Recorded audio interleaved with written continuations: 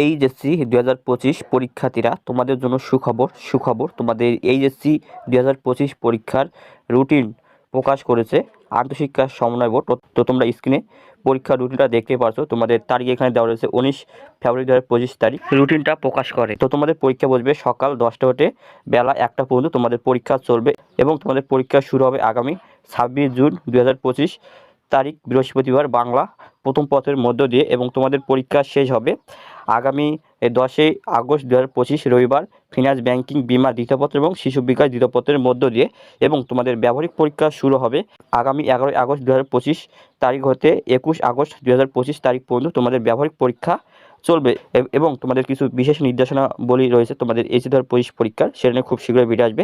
তো অবশ্যই তোমরা এইচএসসি 2025 পরীক্ষার রুটিনটা ডাউনলোড করে নিবা, ডিসক্রিপশনে লিঙ্ক দেওয়া থাকবে, তোমার সেখান থেকে ডাউনলোড করে নিও।